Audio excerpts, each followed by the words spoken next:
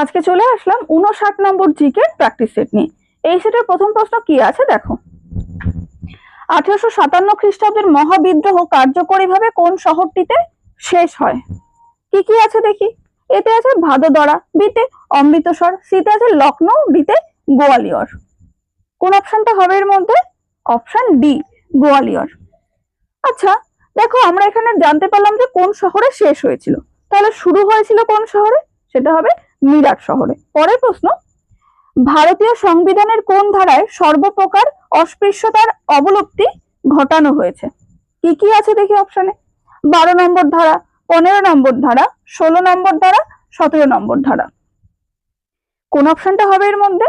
Option D, 17 নম্বর ধারা। পরের প্রশ্ন, পৃথিবীর মধ্যে ভারত সব থেকে বেশি ড্যাশ উৎপাদন করে? এবার অপশনের দিকে খেয়াল করি।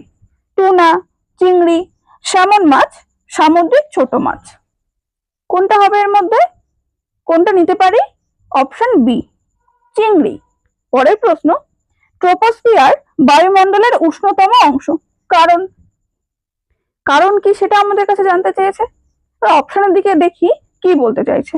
এতে এটি সূর্যের নিকটতম, বিতে এতে আধানযুক্ত কণা রয়েছে, সিতে আছে এটি পৃথিবীর পৃষ্ঠ দ্বারা উত্তপ্ত হয়, ডিতে এর মধ্যে তাপ উৎপন্ন হয়। এর মধ্যে কোন অপশনটা নিতে পারি আমরা? অপশন সি, এটি পৃথিবীর পৃষ্ঠ দ্বারা উত্তপ্ত হয়। দেখো, এই যে ট্রপোস্ফিয়ার, এটা হচ্ছে বায়ুর স্তরের সব থেকে নিম্নে আছে, মানে পৃথিবী পৃষ্ঠ সব থেকে কাছাকাছি আছে যেটাতে আমরা বসবাস করছি। এইবার সূর্য থেকে রশ্মি যখন বায়ু স্তরে পড়ছে, পৃথিবী পৃষ্ঠ দ্বারা সঙ্গে সঙ্গে সেটা তো শোষণ করছে, যে তাপটা শোষণ করে নিচ্ছে আলোটা। এবার শোষণ করার সঙ্গে সঙ্গে কি হবে? সেটা বিকিরণ করবে। বিকিরণ করলে সর্বপ্রথম কোথায় যাবে?